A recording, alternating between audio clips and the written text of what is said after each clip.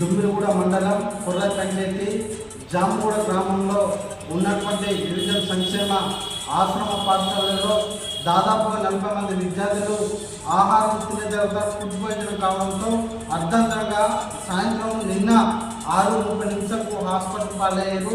ఇది గిరిజన సంఘం కావచ్చు, విద్యార్థి సంఘం కావచ్చు తీవ్రంగా ఖండిస్తుంది. మేము అనేక మార్లు దాదాపుగా 5 సంవత్సరాల నుండి కూడా ఉద్యమాలు పోరాటాలు మెస్సు కాస్మెటిక్ ఛార్జీలు పెంచండి, ఇప్పుడున్న పరిధిలో 1050 1250 రూపాయలు ఇస్తున్నారు, దాదాపుగా 2500 పెంచాలని చెప్పేసి మేము డిమాండ్ చేస్తా ఉన్నాం.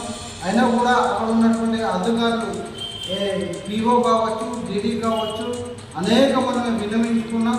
ఈరోజు అక్కడ ఉన్నటువంటి వార్డెన్ హెచ్ఎంని తప్పు పడుతూ ఇది వాళ్ళే చర్యలు తీసుకోవాలని చెప్పేసి సూచిస్తున్నారు.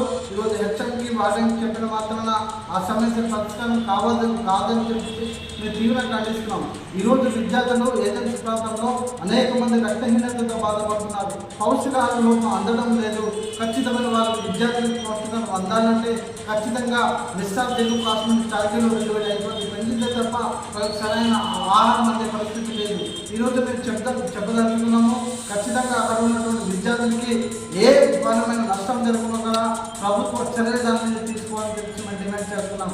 ఈరోజు మీ అందరికీ తెలుసు, ఏజెన్సీ ప్రాంతంలో జరుగుతున్న ఈ విద్యార్థి మరణాలు దాదాపు 1 నెలలోనే వరుసగా 9 మంది విద్యార్థులు చనిపోయినప్పటికీ కూడా ఏ విషయాలమైన చర్యలు తీసుకోలేదు. అక్కడ ఉన్న హాస్టల్లో ఉన్నటువంటి మౌలిక సదుపాయాలు, ముఖ్యంగా తాగే నీళ్లు, మరుగుదొడ్లు కావచ్చు, తిండిలో కావచ్చు అంత లోపం జరుగుతుంది. కరాకగా చెప్పదనుకున్నాం.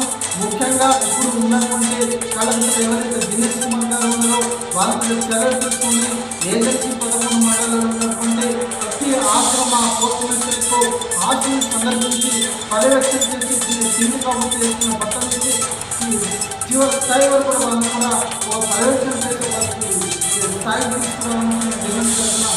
ఈరోజు విద్యార్థులుగా ఉత్పత్తి కావడం ఖచ్చితంగా ప్రభుత్వ చర్యలు వేసి దీన్ని అరగట్టేందుకు కనీసం పర్యవేక్షణ చేసి తిండిలో కావచ్చు, నీళ్ళు కావచ్చు, కనీసం మౌలిక సదుపాయాలు, కనీసం